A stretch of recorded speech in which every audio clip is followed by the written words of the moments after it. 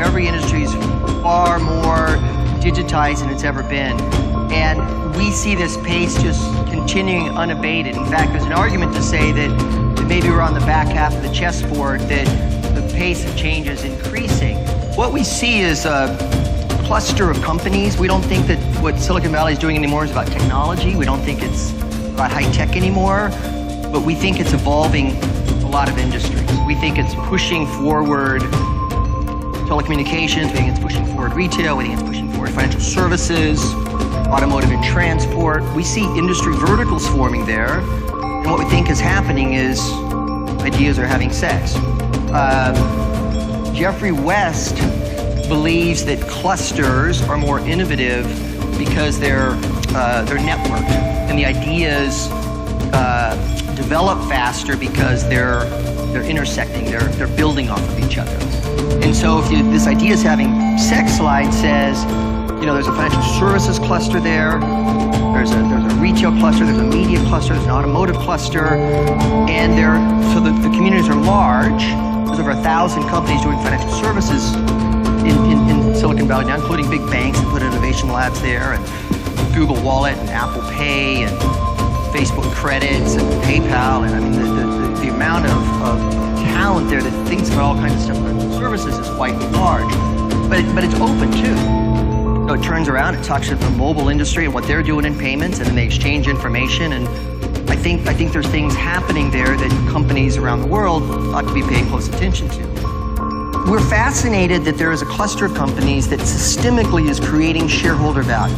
It's objective, it's measurable, there's the numbers. And, you know, is it Napa? Is it Tahoe? Is it the beach? Is it the water? What is it? And over the last 2 years, we've done extensive research.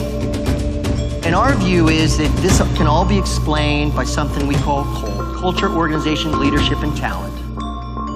They don't necessarily have better technology. They don't necessarily have a better business model. They're not exactly first to market.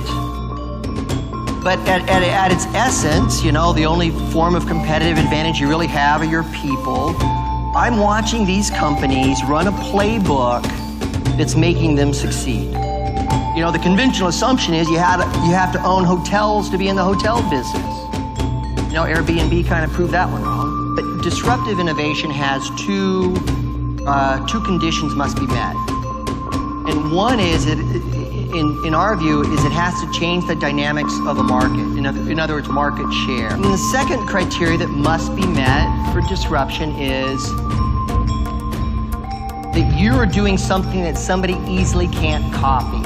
That you've got some defensibility, that you're not changing the dynamic and then they copy you, and then, well, what was all that work for the last couple of years for, right?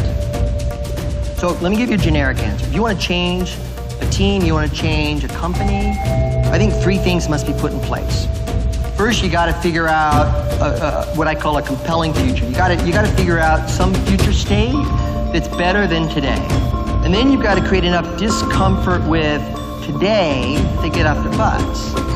And then the third element is a bridge. How do you get from today to, you know, that more compelling future? So you got to say, that's rosy, that's pretty, that's a more interesting economic place for us to occupy as a company. And if we don't move, we're going to get clubbed. And then the third bit is you got to build a bridge. I mean, that's kind of generically in a big picture how I think about changing a company. And our view is that traditional companies need to begin thinking like this. So you may have heard some of this before. We believe it's a playbook of 25 things that these companies are doing together in harmony to achieve the results they're achieving. Thank you very much.